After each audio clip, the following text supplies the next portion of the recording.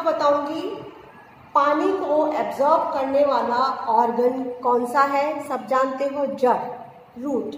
अब रूट में कितने पार्ट्स होते हैं और उनके क्या फंक्शन होते हैं ये आपको बताती हूँ। देखिए, इसको बोलेंगे वाटर एब्जॉर्बिंग ऑर्गन। ये रूट का आपको डायग्राम बनाया हुआ है, पूरा जड़ है, ये कंप्लीट जड़ है। इसमें कितने पार्ट्स हैं, हम नीचे से शुरू करेंगे इसके पार्ट्स का डिस्क्रिप्शन। सबसे नीचे ये आपको ट्रायंगुलर पार्ट छोटा सा दिख रहा है।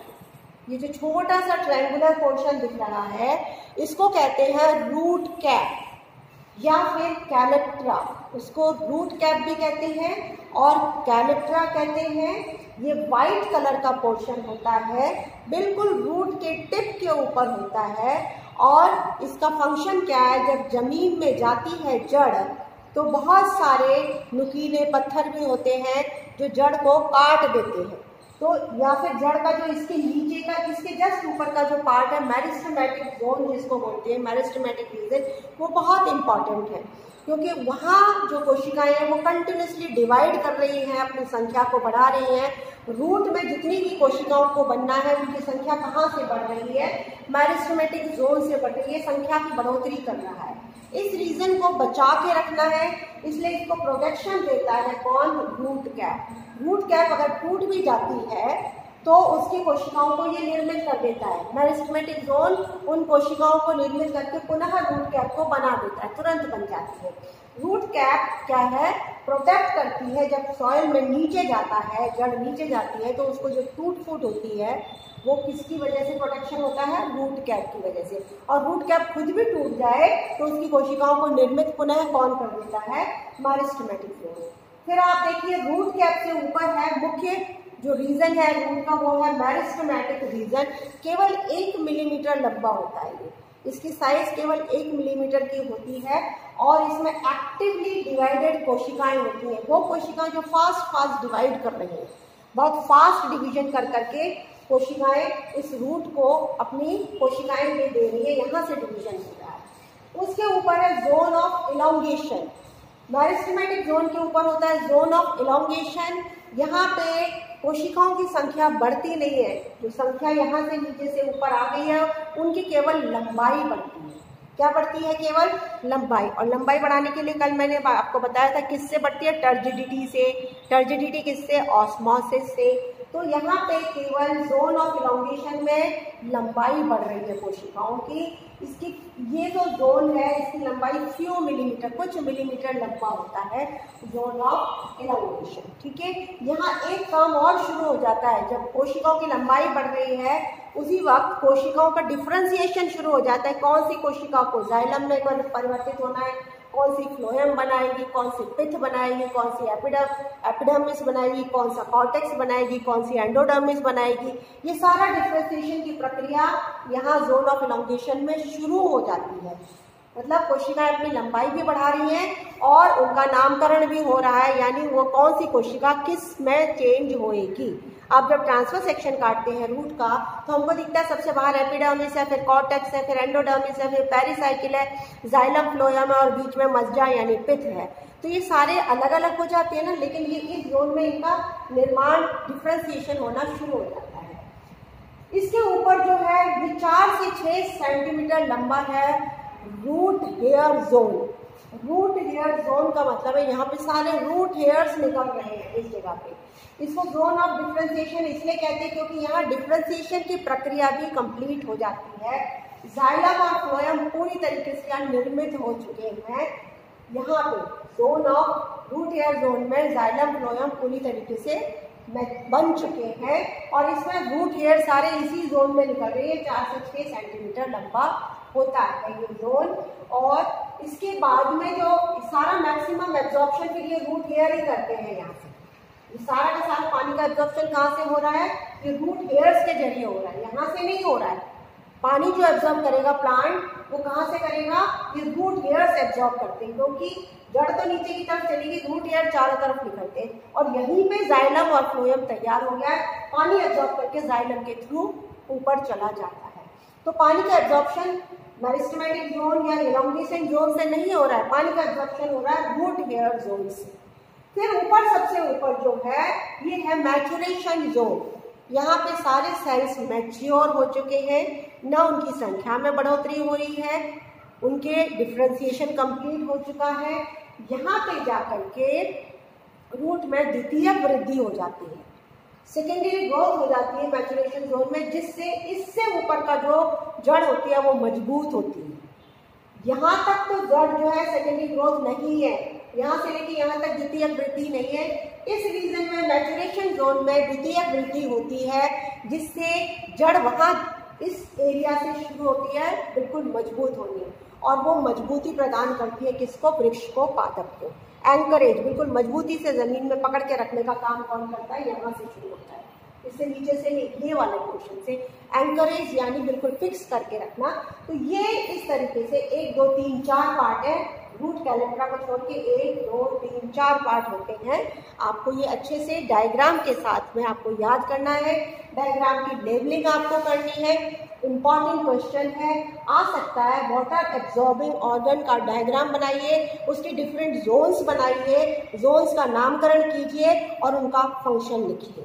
ठीक है, अब मैं आपको बताऊंगी एब्जॉर्प्शन ऑफ वाटर, पानी के एब्जॉर्प्शन में क्या मैकेनिज्म यूज हो रही है वो आपको समझनी है। किस मैकेनिज्म से पानी जमीन से ऊपर जाता है? 2 तरीके की मैकेनिज्म है जो साइंटिस्ट बताते हैं पानी के एब्जॉर्प्शन की, पैसिव एब्जॉर्प्शन और एक्टिव एब्जॉर्प्शन।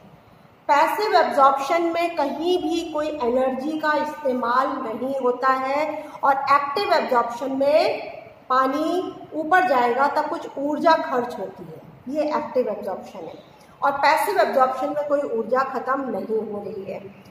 पैसिव एब्जॉर्प्शन ये कहता है कि पानी रूट के द्वारा एब्जॉर्ब नहीं हो रहा, रूट के द्वारा नहीं हो रहा है, रूट के थ्रू हो रहा है। यानी कि पानी को जड़ एब्जॉर्ब करने के लिए कोई भी ऊर्जा खत्म नहीं कर रही, यानी द्वारा करने का मतलब मैंने किया ये काम, और थ्रू करने का मतलब मेरे थ्रू गया है, मेरा उसमें कोई योगदान नहीं है, यहाँ से होके निकल गया, ये फर्क है। तो पैसिव एब्जॉर्प्शन में जड़ क्या काम करती है? केवल उसके थ्रू पानी निकल रहा है, पानी एब्जॉर्ब हो रहा है, वो उसको एब्जॉर्ब कर नहीं रही है, यानी कोई प्रेशर नहीं डाल रही, कोई ऊर्जा नहीं खत्म कर रही है।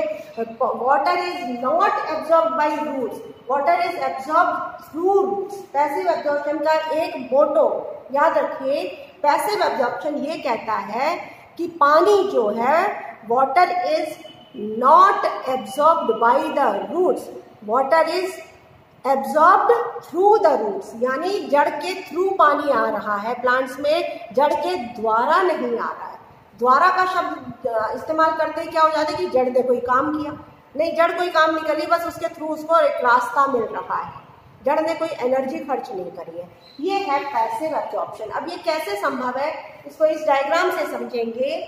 सबसे पहले पानी को हम यहाँ से, ये रूट हेयर है, ये रूट हेयर के थ्रू पानी ऊपर जा रहा है। पानी कहाँ है? यहाँ पे जमीन में। कौन सा पानी है? Capillary water. कैपिलरी वाटर को यूज करता है, तो कैपिलरी वाटर इस जड़ के जरिए होता हुआ ऊपर तक जा रहा है। लेकिन चूंकि जड़ इसमें अपना कोई योगदान नहीं दे रही, इसका मतलब यहाँ पे कोई फोर्स है जो इसको खींच रहा है, यहाँ पे कोई है जो इस पानी को अपने पास खींच रहा है। जड़ के जरिए होकर पानी आ रहा है, जड़ के द्वारा नहीं आ रहा, जड़ के द्वारा कोई काम नहीं किया जा रहा, जड़ केवल रास्ता दे रहा है पानी को। तो खींचने वाला फोर्स कहाँ है? यहाँ पर। ये फोर्स कौन सा है ये आपको समझाती हूँ। पत्तियां एक्सपोज्ड है, सनलाइट इसके ऊपर पड़ती है, पत्तियों में से पानी इवोपरेट होता है। पत्तियों में से पानी क्या हो जाता है? भाप बनता है, भाप बनता है और ऊपर निकल जाता है। पत्तियों का जब हम एनाटॉमी पढ़ते हैं, ट्रांसफर सेक्शन पढ़ते हैं, तो आपको ध्यान होगा कि पत्तियों में सबसे ऊपर क्या होगी? एपिडर्मिस। ये ऊपरी परत क्या है? एपिडर्मिस है। उसके नीचे होती है मीजोफिल कोशिकाएं, जो पैलिसेड और स्पॉन्जी 2 प्रकार की होती हैं। उनके बीच में यहाँ सेंटर में ये जो मिडरिब है, ये और ये शिराएं हैं, ये सब क्या है? जाइलम और फ्लोएम वास्कुलर बंडल। ये छोटे छोटे वास्कुलर बंडल, ये बड़े वास्कुलर बंडल यानी मिडरिब से जाके मिल जाती है। तो अब देखिए पानी एब्जॉर्ब पानी का सबसे ऊपरी परत कौन सी है? एपिडर्मिस। एपिडर्मिस में से पानी बाहर निकला, किसके जरिए? भाप के जरिए। भाप बन गया पानी, भाप बन गया तो पानी निकल गया एपिडर्मिस में से। ठीक है। एपिडर्मिस के नीचे क्या है? मेसोफिल कोशिका। एपिडर्मिस में से जब पानी निकल जाता है तो उसका डीपीडी बढ़ जाता है। मैंने कहा था ना, डीपीडी ज्यादा होता है जब पानी कम होता है। ये देखिए, मोर डीपीडी लेस वाटर। पानी कम होते ही डीपीडी बढ़ जाता है, जो आपको पहले कल ही बताया था। डीपीडी जैसे ही बढ़ेगा तो उसके नीचे की जो कोशिकाएं हैं उनका डीपीडी कम है, ऊपर की डीपीडी बढ़ गया। तो जहां डीपीडी कम होता है उसका पानी निकल के उस कोशिका में जाता है जिसका डीपीडी ज्यादा है। तो मेसोफिल की कोशिका में से पानी निकल के किसमें आएगा? एपिडर्मिस की कोशिका में। समझ गए? क्योंकि एपिडर्मिस का डीपीडी बढ़ गया था, उसमें से भाप बन के पानी निकल गया तो एपिडर्मिस का डीपीडी बढ़ गया। अब मेसोफिल की कोशिका में से पानी निकल के एपिडर्मिस में आ गया। तो अब आप नीचे चलो, अब मेसोफिल में से पानी निकल गया तो मेसोफिल का डीपीडी बढ़ जाएगा ना, क्योंकि उसका पानी तो निकल के कहाँ चला गया? एपिडर्मिस से। तो मेसोफिल का डीपीडी बढ़ गया। अब मेसोफिल का डीपीडी बढ़ गया तो उसके नीचे जो कोशिकाएं हैं वहां से पानी मेसोफिल में आ जाएगा। उसके नीचे कौन सी कोशिकाएं हैं? उसके नीचे जाइलम है। उसके नीचे क्या है? जाइलम है। तो जाइलम में से पानी निकल के किस में चला गया? मेसोफिल में। मेसोफिल में से निकल के चला गया एपिडर्मिस में। एपिडर्मिस का पानी तो भाप बन के जा चुका है। अब जाइलम की कोशिकाओं में से पानी गया मेसोफिल में। जाइलम का पूरा ये कॉलम है, यहाँ से आ रहा है ये कॉलम, ये पत्ती से चलता हुआ ये जाइलम पूरा तने जैसे होता हुआ कहाँ आ गया? जड़ में आ गया। जड़ से जुड़ा हुआ ये पूरा तना, पूरा जाइलम, यहाँ पूरा एक कॉलम बन गया जाइलम का। अब ये जाइलम की जो कोशिका है इसमें से पानी निकल के चला गया, ऊपर चला गया ना मेसोफिल में। तो अब इनका डीपीडी बढ़ गया, पानी निकलते ही डीपीडी बढ़ जाता है। जब इनका डीपीडी बढ़ जाएगा तो ये पेरिसाइकिल की कोशिकाएं, ये पेरिसाइकिल की कोशिकाओं का पानी इस जाइलम में जाएगा। पेरिसाइकिल का पानी निकलते ही अब पेरिसाइकिल का डीपीडी बढ़ गया तो एंडोडर्मिस की कोशिकाएं इसके नीचे, एंडोडर्मिस का पानी फिर पेरिसाइकिल की कोशिकाओं में जाएगा। एंडोडर्मिस का पानी निकलते ही फिर एंडोडर्मिस का डीपीडी बढ़ गया तो अब ये कॉर्टेक्स है, कॉर्टेक्स की कोशिकाओं का पानी एंडोडर्मिस में जाएगा। अब इनका भी पानी निकल गया तो ये जो रूट की जो एपिडर्मिस है, जड़ की एपिडर्मिस है, इसका पानी निकल के कॉर्टेक्स में आ जाएगा। अब रूट का ये जो एपिडर्मिस की कोशिकाओं का पानी भी इधर आ गया तो अब एपिडर्मिस का डीपीडी बढ़ गया। जब इनका डीपीडी बढ़ेगा तो ये पानी इसके ऊपर यहाँ से जो सॉइल में से ऑब्जॉर्व कर रहा है रूट या वहां से आ जाएगा। यानी ये एक फोर्स डेवलप किया है पत्ती ने और वो जाइलम के थ्रू पानी को ऊपर खींच रही है। जो जड़ है वो अपना कोई रो लगा नहीं कर रही, ऊपर से खिंचाव आ रहा है। डीपीडी ग्रेडियंट बोलते हैं इसको। डीपीडी ग्रेडियंट जो हो रहा है, जैसे जैसे डीपीडी जिन कोशिकाओं का बढ़ता है नीचे वाली कोशिकाओं से पानी ऊपर जाता है और ये पानी खींचा चला जाता है। इसमें कोई ऊर्जा का इस्तेमाल नहीं हुआ है, सिर्फ डीपीडी का ग्रेडियंट है।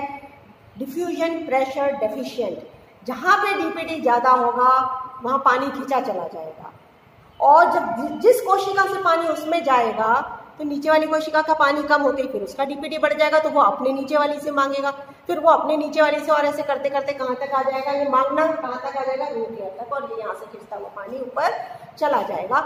ये है पैसिव एब्जॉर्प्शन। इसको आपको बहुत ध्यान से पढ़ना है। यही डायग्राम आपको एग्जाम में बनाना है पैसिव एब्जॉर्प्शन में, और यही आपको एसेंट ऑफ सैप में भी यही बनाना है। ठीक है, थैंक यू।